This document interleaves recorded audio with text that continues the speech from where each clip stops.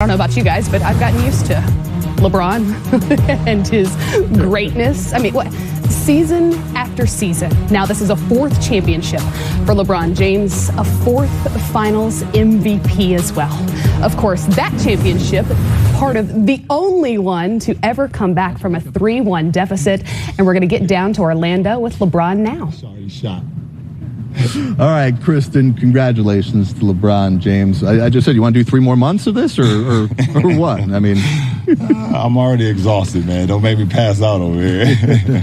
Listen, LeBron, nobody wants to win more than you. You make that evident day in and day out. I don't know that you could want a championship more. But on January 26th, it seemed like you guys got locked into a different type of zone in the regular season that I don't know that I've seen before from you.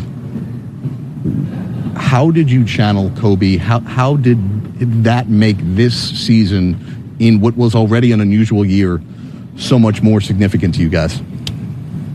If we weren't already as close as we thought we can be, that made us even closer. That brought us even closer.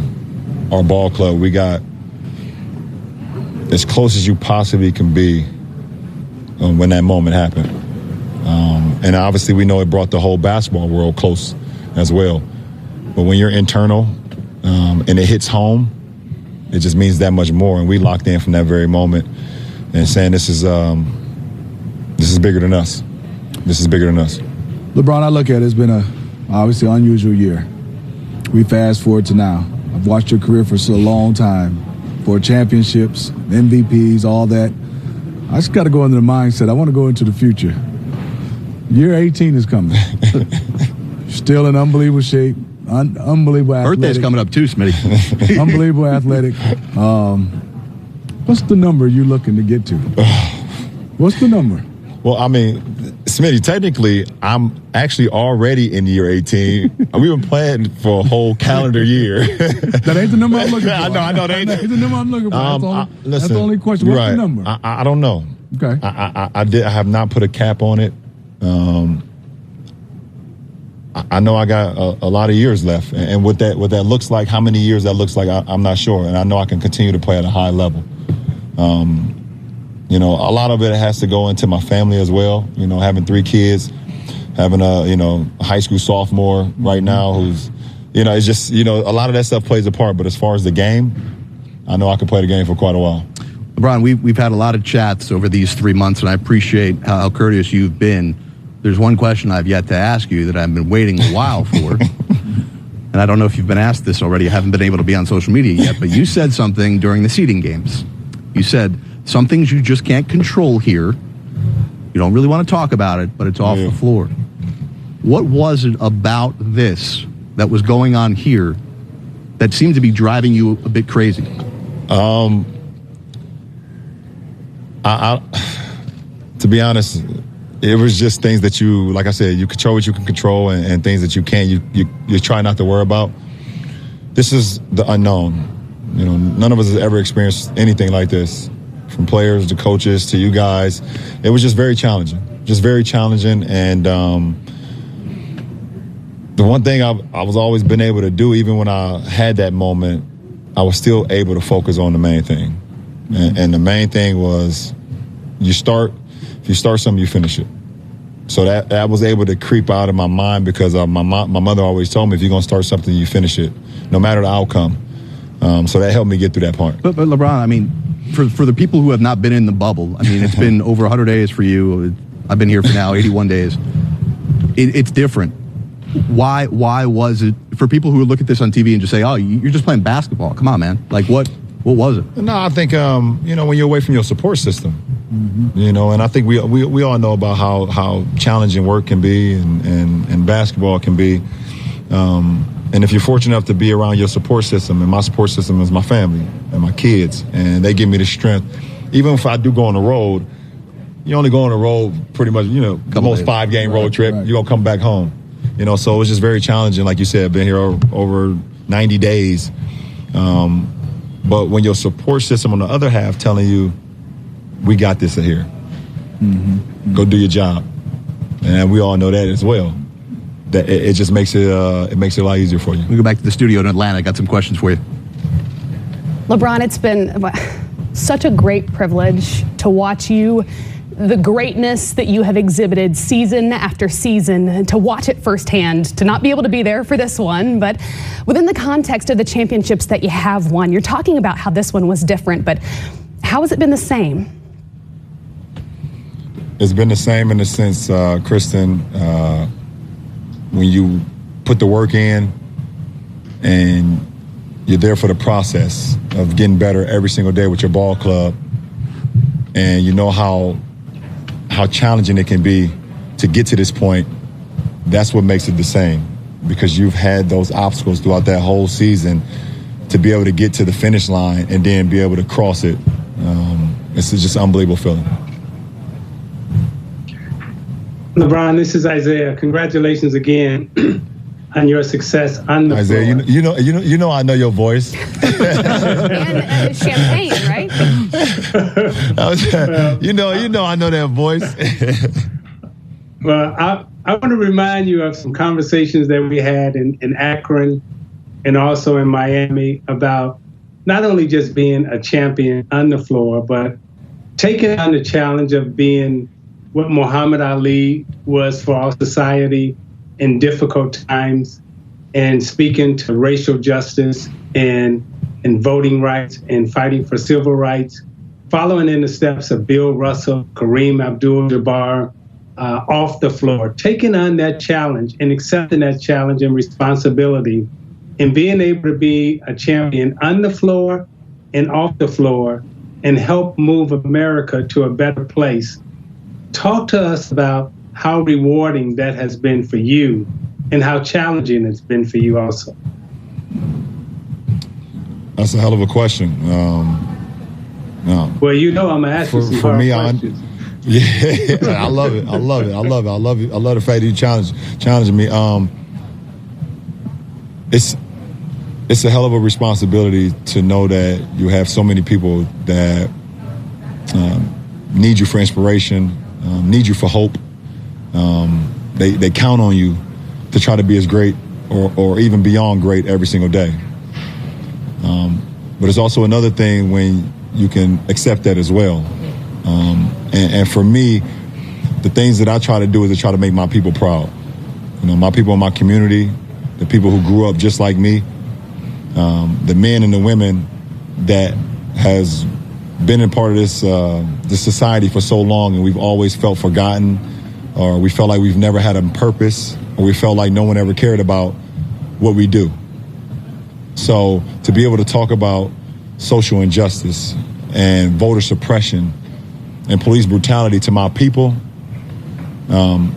that's more important than what I do on the floor. The floor comes easy. I've been doing that for a long time. But what's not easy is growing up black in America. And for me to be able to have my voice and people to look at me for inspiration and to make they feel like they now being heard, that's a hell of an accomplishment. And hopefully I'll make our people proud. You have. And thank you. Baby boy, what's going on? You know, I done had you since What's going on, G? What's up? I done had you since you came out of high school, man. We've been knowing each other that long, man. We like brothers. I let you ride my Hummer, and you wanted to take it and everything. That was what we did, man. We did that. Christian, I have my license, okay? I have my license, all right? Verify, we're on television. But you know, I've been around you a lot, and I haven't seen you this serious in my life about things that is happening right in this world. And I really love that, and I appreciate you from me seeing you young and growing up to where you are now. And when you was on a podium today, for you to say, I want my respect too, that made me think that my guy is now turning to a bigger person than his basketball.